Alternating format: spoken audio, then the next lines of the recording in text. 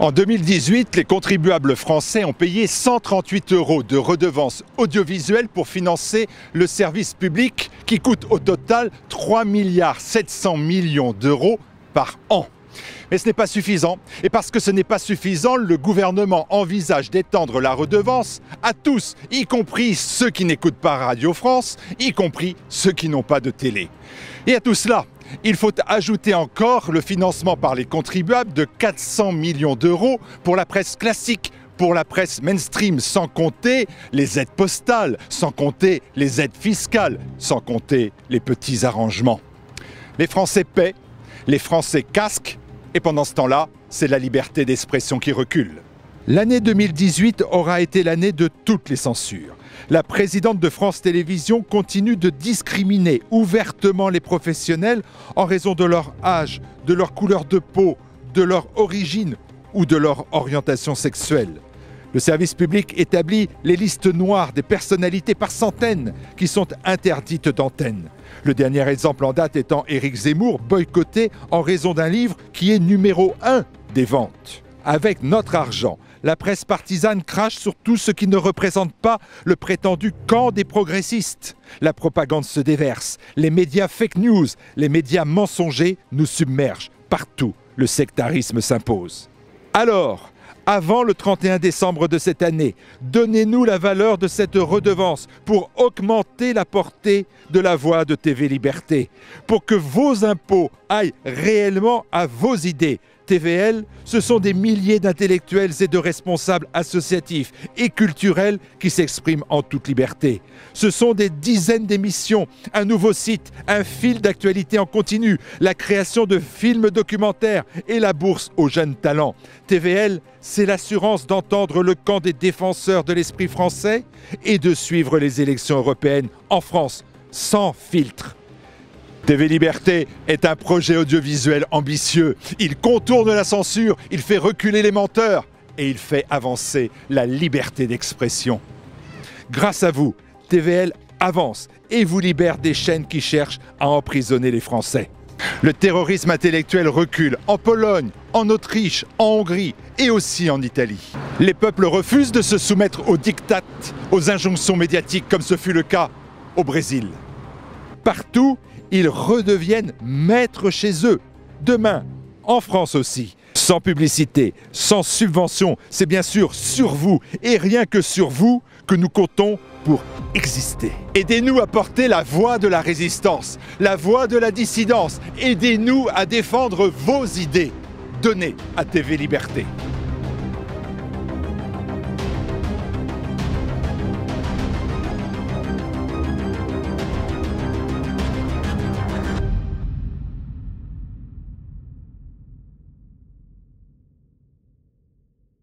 Le passage de la Bérésina par l'armée napoléonienne en retraite du 26 au 29 novembre est aujourd'hui considéré comme un synonyme de désastre. Et humainement, on ne peut pas dire le contraire, le constat est évident. Et pourtant, en plus d'être une victoire, il s'agit également d'une prouesse accomplie par des hommes à bout de fatigue et transis de froid. C'est tout le paradoxe de cette histoire, et c'est pourquoi nous allons revenir aujourd'hui sur un épisode dramatique qui est venu clore une campagne qu'il était tout autant.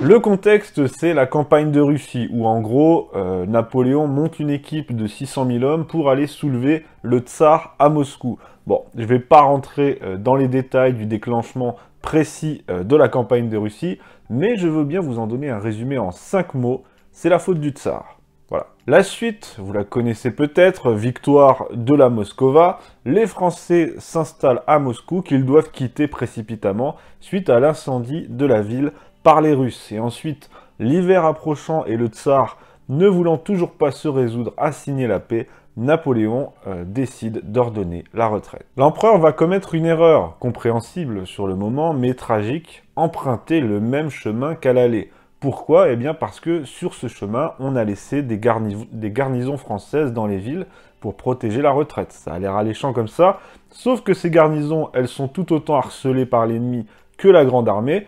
Et puis ensuite, sur cet itinéraire, eh bien, il reste pas grand-chose à manger à cause des pillages de l'allée, mais surtout à cause de la politique de la terre brûlée mise en place par Kutuzov. On assiste donc à une retraite tragique, très dure, où les froids de l'hiver, l'hiver qui tombe soudainement, l'hiver russe, vont faire des ravages parmi les hommes, des hommes démunis, comme je l'ai dit, à bout de fatigue et harcelés en permanence par les Cosaques. Heureusement que pendant cette retraite, le maréchal Ney commande l'arrière-garde et va faire des miracles pour couvrir au mieux la débâcle de ces hommes. Lorsque les troupes de l'armée napoléonienne arrivent à proximité de la Bérésina c'est un fleuve qui est un affluent du Dniepr, eh bien il ne reste à l'empereur que 49 000 hommes à peu près.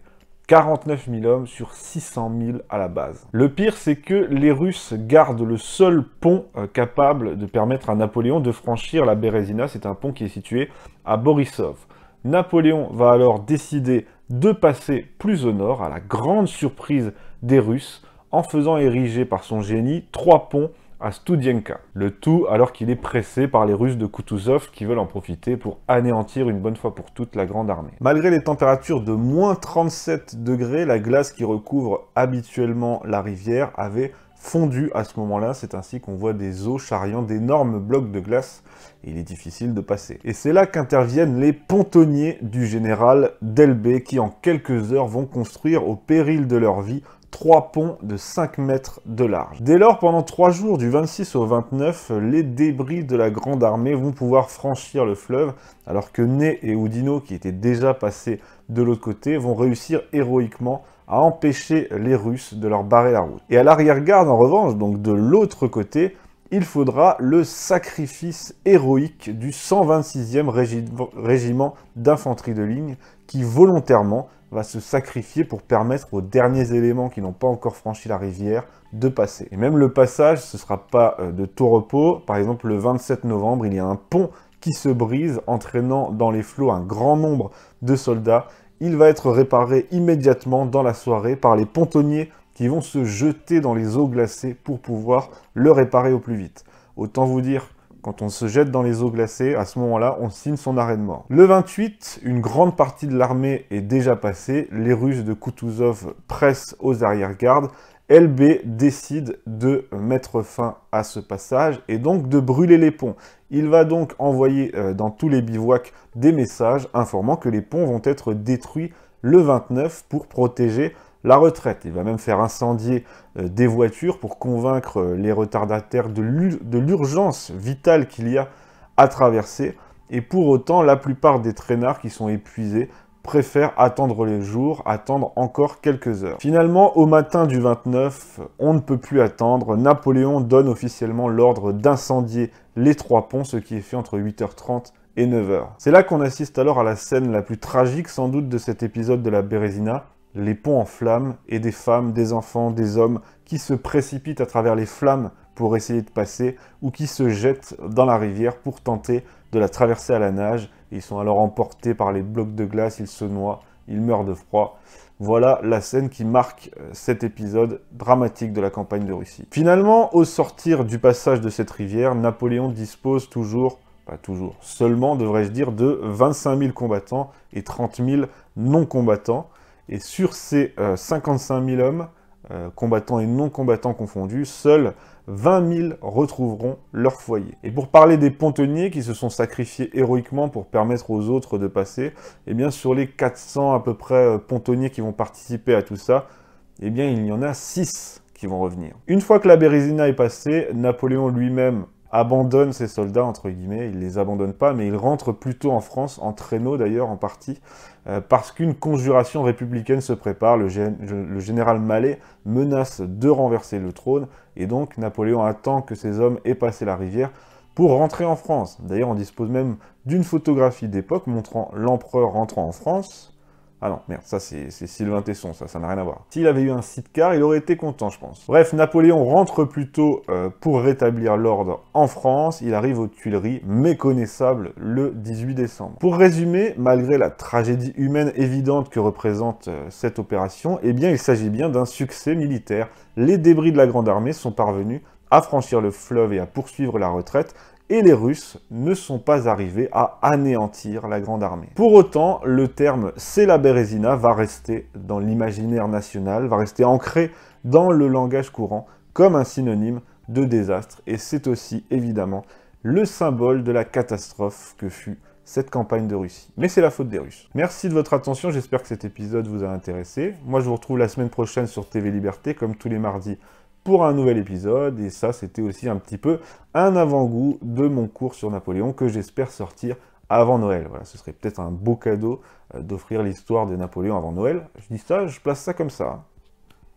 Merci, à bientôt.